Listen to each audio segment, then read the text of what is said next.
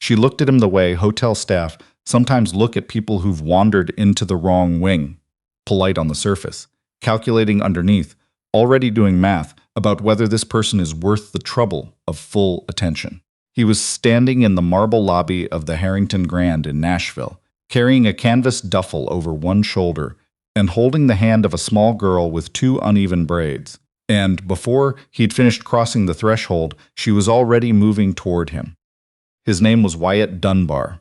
He was 41 years old, and he ran a garage in a town called Millhaven, Tennessee, where the population was roughly 3,000 people, and the nearest interstate was 40 minutes east. He'd been up since 4:30 that morning because the drive to Nashville took longer than expected when you stopped twice for a 9-year-old who needed bathroom breaks and had opinions about which gas station was acceptable. He was wearing jeans that had seen a lot of use, work boots that had walked across a lot of concrete floors, and a gray thermal shirt under an open flannel. His hands were the hands of someone who worked with them, not in a performing way, not as a statement, just as a fact. There was a faint line.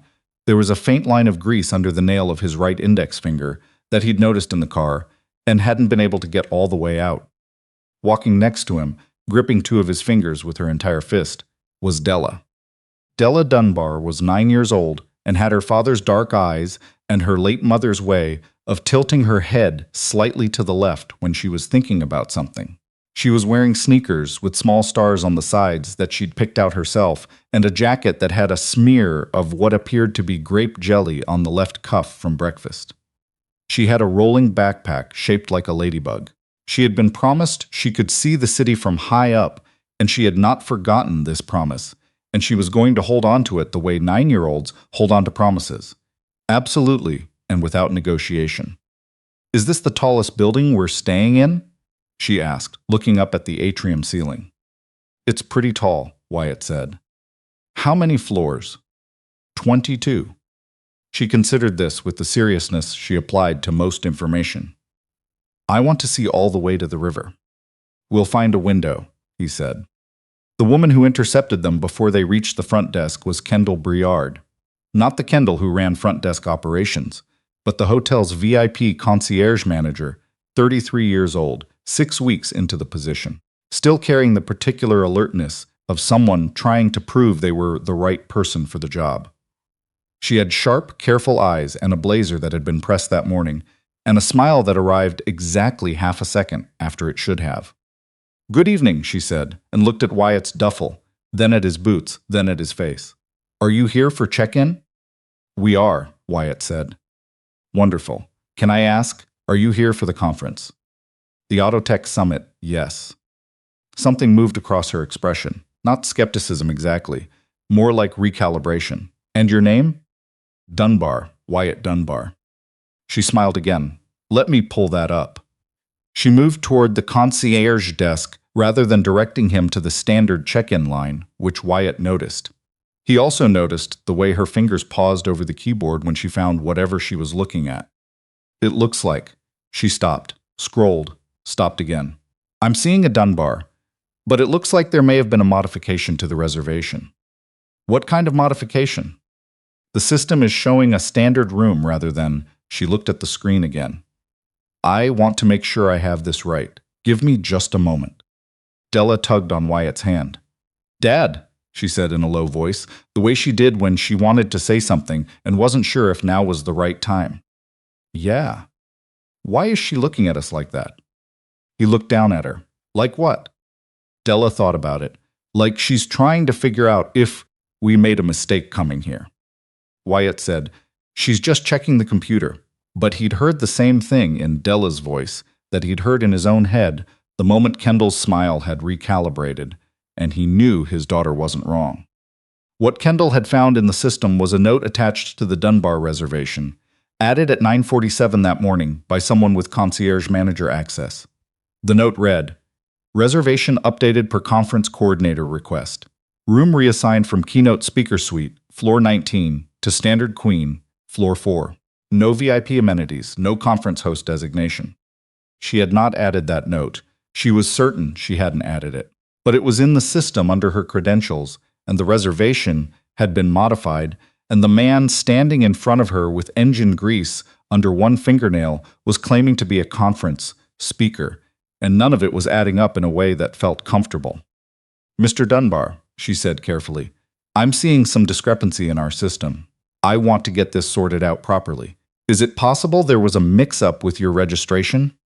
"I registered through the conference organizers 4 weeks ago," Wyatt said. "My assistant sent the confirmation. I have a copy."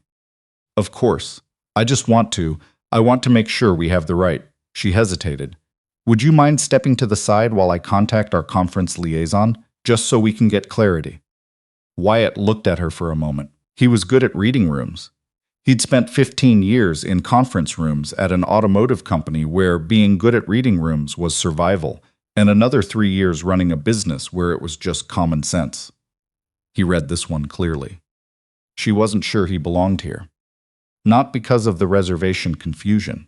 The confusion had given her permission to pause, but the pause had started before she'd touched the keyboard.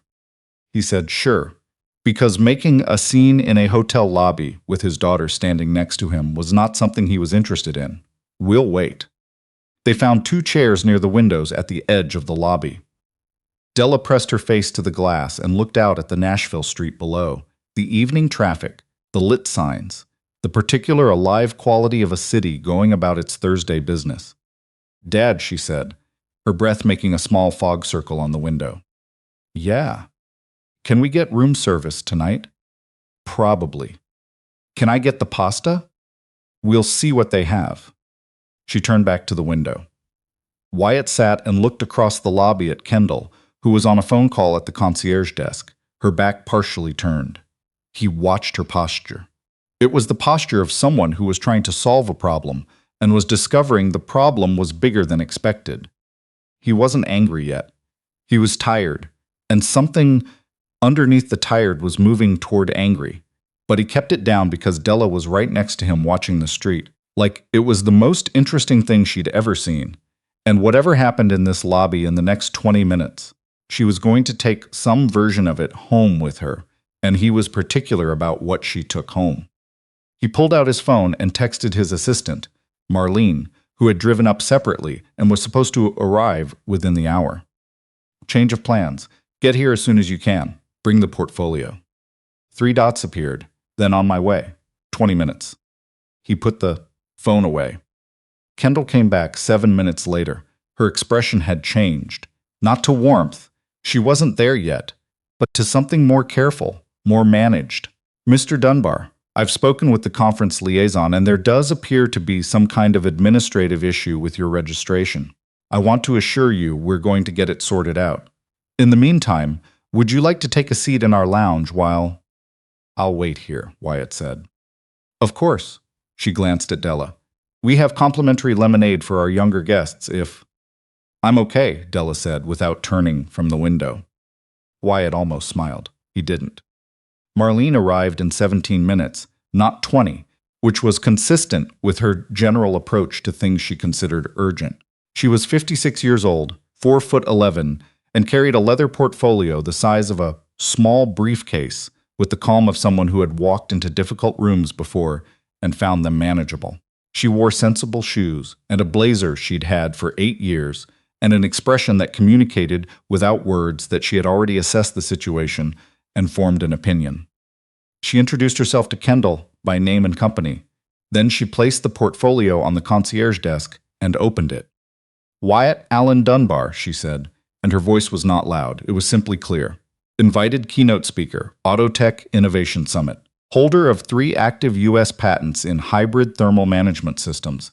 Patent numbers available in the attached documentation. Former senior principal engineer, Daltron Automotive, 15 years. Current sole owner and operator, Dunbar Precision Garage, Millhaven, Tennessee." She turned a page. His patents are currently licensed by 11 companies with combined automotive revenue of $44 billion annually. Licensing revenue attributed to his intellectual property. Last fiscal year was $312 million. She closed the portfolio. She looked at Kendall. He was specifically requested by the summit organizers as the opening keynote because, without his work on thermal coupling efficiency, half the hybrid drivetrains being discussed at this conference wouldn't function the way they do. His room was the keynote's speaker suite on the 19th floor. The lobby was not particularly crowded, but it was not empty either. A bellman near the elevator had stopped moving. 2 guests at the adjacent sofa had gone quiet. Kendall's face had gone a particular shade of still. Yes, she said, I understand. I'll get the suite prepared immediately. I sincerely apologize for. Before we go up, Wyatt said. Kendall looked at him. He was sitting very still. He hadn't moved from the chair. He wasn't performing anything. He said, I need you to apologize to my daughter. A pause. Not for the room, he said, for looking at her like she'd come to the wrong place. Something complicated moved across Kendall's face. Not quite shame. The thing that comes before shame when you're still deciding whether you've actually done something wrong or just been caught in an optics problem. It moved across her, and then it settled into something quieter. She turned toward Della, who had turned away from the window and was watching the whole exchange with her head tilted slightly to the left. I'm sorry, Kendall said. Her voice was not steady. I should have been more welcoming. To both of you. I'm sorry I made you feel like you didn't belong here. Della looked at her for a long moment with those serious dark eyes. Okay, she said. Then, are we going to a room with a window? Yes, Kendall said. A very good window. What none of them knew, not Wyatt, not Marlene, not Della, with her ladybug backpack and her grape jelly sleeve, was that a conference attendee had been standing near the elevator bank since approximately 7 minutes into the exchange, watching on his phone. The video was 14 minutes long. He hadn't meant to record it. He'd been filming the lobby architecture to send to his wife, who was an interior designer and appreciated hotel lobbies. Then Marlene had started reading from the portfolio, and he'd kept recording, because something felt important about what he was watching. He posted it that night with a caption that read, "Watched a guy get treated like he didn't belong in a hotel lobby tonight." His assistant showed up with a portfolio that made the whole room go quiet. This is something. By the following morning, it had 4 million views. By noon, 18.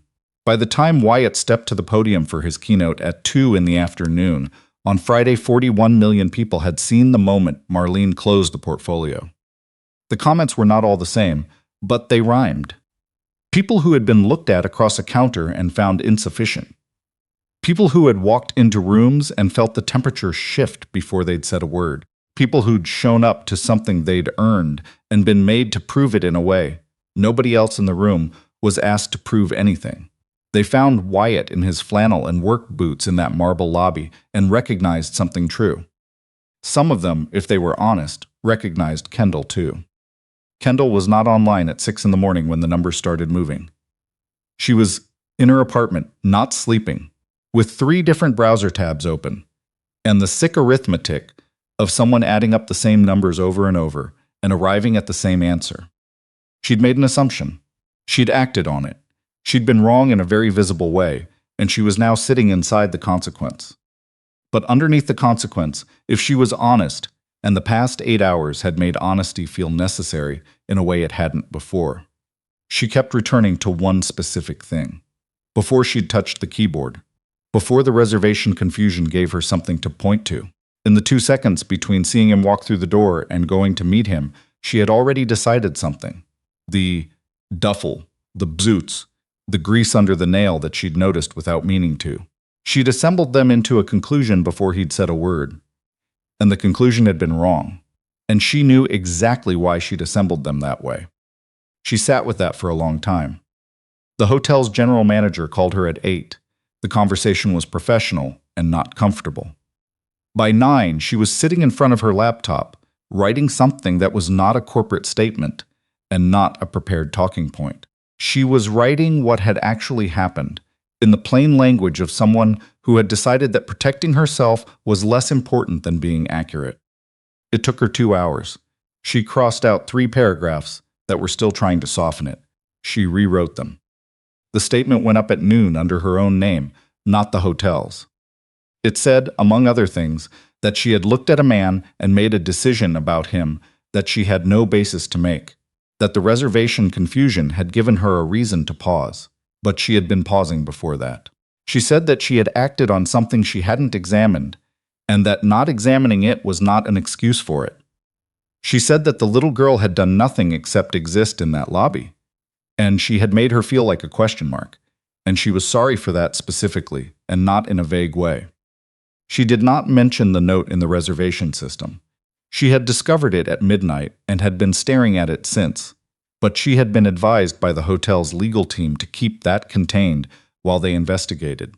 For once, she had listened to her lawyers without arguing. The note had been entered under her credentials, but she had not entered it. Someone with system access had. The note had been designed to look like a routine internal adjustment, the kind of thing that would go unquestioned on a busy Thursday afternoon. The kind of thing that would result in a man being met at the door with friction instead of welcome. The kind of thing that would only matter if that man, upon encountering friction, responded in a way that could be used. Kendall sat with that understanding for a long time. She thought about what the video showed, not Wyatt losing his temper, not a confrontation that spiraled. A man who sat in a lobby chair and waited with the particular patience of someone who had decided that waiting was the right move and was sticking to it. The video had not shown what whoever created that note had presumably hoped it would show. It had shown something else entirely. The Autotech Summit organizers were not difficult to reach. Kendall called their event director the next morning and told her what she'd found in the system and offered full documentation. The event director was quiet for a long time before she said, "I think we need to have a conversation with some of our sponsors." What the investigation found, the hotel's internal inquiry, and the summit organizers' separate review, which overlapped in useful ways, was a man named Griffith Aldane, Senior Partnership Liaison for Vantara Motors. Vantara was both a major conference sponsor and the subject of a quiet but escalating intellectual property dispute with Wyatt Dunbar over 3 claims in his second patent. Griffith had known Wyatt was delivering the keynote for 6 weeks. He had also known that if Wyatt delivered it, he was going to present the thermal coupling data that formed the basis of the IP claim. Data that would make Vantara's position in the dispute considerably more difficult to defend publicly. The note in the reservation system had been entered using Kendall's credentials because those credentials had been accessed through a third-party vendor system that Griffith's team had a legitimate connection to for event coordination. Legitimate enough to look routine, not legitimate for what it had been used to do. Griffith had not expected the video. He had expected, based on what he apparently believed about men who showed up in work clothes to 5-star hotels, that friction would produce visible frustration, that whatever unfolded at that check-in desk would give him something to point to. A clip he could send to the summit's board, suggesting Wyatt Dunbar was not the measured, credible voice the conference wanted representing its opening session. He had been wrong about that calculation entirely. Wyatt was in his suite, the 19th floor suite with the window Della had been promised, when Marlene texted him the summary of what the hotel's security team had shared. He read it standing at the window. Below, Nashville spread out in the October evening, the Cumberland River visible in the distance exactly as advertised. Della was currently pressed against the glass identifying landmarks with the focused energy of a small naturalist. "Dad," she said, pointing, "is that a bridge or a road?" "Bridge," he said, "goes over the river." "Can we walk on it?" "Tomorrow, after the conference stuff." She accepted this and went back to identifying landmarks. Wyatt looked at the text again. He thought about Griffith Aldane, whom he had never met, sitting somewhere in this hotel or somewhere in Nashville, having built something careful and patient and wrong, and having watched it produce something he hadn't planned for. He called Marlene. "You saw it," she said, picking up immediately. "How solid is the system access trail?" "The hotel's IT team says it's traceable. Not undeniable yet, but traceable. They're pulling full logs." "What does legal say?" "They want 48 hours before anything moves officially. They think we can get to something clean if we don't rush it. Then we wait 48 hours. "Wyatt?" "I know," he said. "The keynote is tomorrow. I'm aware." "The IP material." "I'm giving the keynote as planned," he said. "I'm not adjusting what I say because of what Griffith wanted to prevent me from saying. That's not how this works." Marlene was quiet for a moment, When she spoke again, her voice had the particular quality it had when she was not going to argue further, but wanted the record to reflect that she'd considered it. "All right, I'll have everything ready by 8. He hung up and stood at the window. Della had found the river. She'd pressed her finger to the glass and traced its path from where it came in from the left to where it curved south. "It's bigger than the one at home," she said. "Most rivers are bigger than the one at home," Wyatt said. "Ours is still good, though." "Ours is great," he said. She turned and looked at him, with her head tilted. "You look like you're thinking about something hard." "I am." "Is it the same thing you were thinking about in the lobby?" He looked at her. Sometimes the accuracy of children was a thing you had to stand still and let pass through you before you could respond to it. "Something connected to it," he said. "Are you going to fix it?" "Working on it." She nodded and turned back to the window. The river caught the last of the evening light and held it for a moment, before the city's own illumination took over, and the sky went the particular deep blue of a night that had things still happening in it. The keynote the following afternoon was attended by 411 people. Wyatt stood at the podium for 52 minutes and talked about heat, specifically about the movement of heat through hybrid drivetrain systems. Technically dense in the first 12 minutes, then something more personal in the second half. He talked about a problem he'd been trying to solve when his wife was still alive, about working on it in their garage in Millhaven on weekends while she made coffee and asked questions about it that were not engineers' questions, but were better sometimes because of it, about filing the first patent 8 months after she died, and how the work had been a way of having something to do with his hands when his hands needed something to do. He talked about what it meant to solve a problem that nobody thought was worth solving until it was solved, and about how many people he'd met in the years since who had problems worth solving but no room to solve them in. He did not look at the Vantara Motors table in the front row. He did not need to. The IP data he presented in the 28th minute was straightforward, not inflammatory, not theatrical, just accurate. The kind of accurate that is its own problem for people who have been hoping the data would be less accurate than it is. He finished at 2:54 and walked off the stage to a room that was not entirely comfortable and was not required to be. What came after was not fast. These things rarely are. The hotel's investigation concluded in 11 days. System access logs traced back through the vendor connection to a specific device that was not a mystery once the device logs were subpoenaed.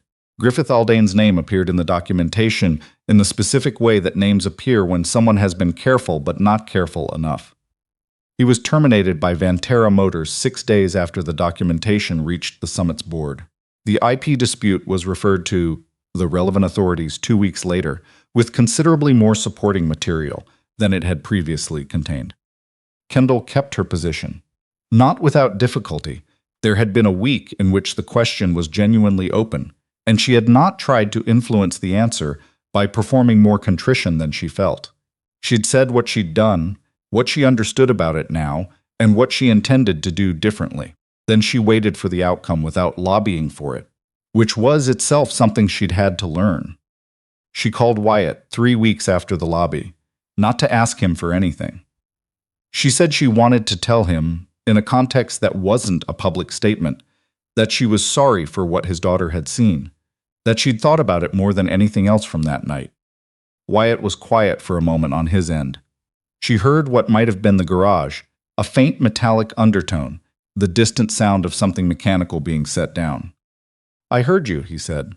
"Thank you for saying it directly." She did not ask if he forgave her because she had decided that was not the right question. It was too clean for what had actually happened. It let her off too easy. "One other thing," she said. "I know it's not my place, but the video, the reason it landed the way it did, it wasn't the portfolio. It was the part before it. The part where you just sat down." He didn't say anything. "I don't know how you did that," she said. "I would have been furious." "I was," he said. "I just decided which part she'd see." She understood what he meant. She thought she was going to be thinking about it for a long time. The Dunbar Foundation for Hands-On Engineering launched on a Saturday morning in March at the Millhaven Community Center, which was a 20-minute drive from the garage, and which Wyatt had chosen specifically because it was where the people he wanted to reach actually lived. There were 90 people there. He had not tried to make it larger. The scholarship recipients were 8 young people from small towns across Tennessee, Kentucky, and southern Indiana. Most of them had grown up with some version of mechanical aptitude and nowhere particular to put it. No mentor who looked like them in the rooms where those decisions got made. No one to tell them that the thing they were good at was worth building a life around. Wyatt's remarks were 14 minutes long. He had written them himself over 3 weeks, starting over twice. He talked about what it meant to love a kind of work that people looked at and made fast conclusions about. He talked about his wife. He kept that part brief because it was not a moment for making it long. He said only that she had believed the work was real before there was any reason to believe it except that she'd watched him do it, and that she had been right, and that this was for her too. He paused. Nobody in the room said anything. He was near the end of his remarks when Della came up the side steps of the small platform. She had been sitting in the front row with the serious expression of someone attending something important, which she was. She crossed to where he was standing and looked up at him. "Why didn't you get mad?" she said. The microphone was close enough that the room heard it clearly. He looked at his daughter. 9 years old, star sneakers, ladybug backpack sitting next to her chair in the front row. The one person in the room he was actually talking to. "In the hotel," she said, "when she was being weird, you just sat down." He thought about it the same way he thought about things, when he wanted the answer to be honest rather than impressive. "Because I was looking at you," he said. She processed this. "That's it?" "You were sitting right there watching," he said.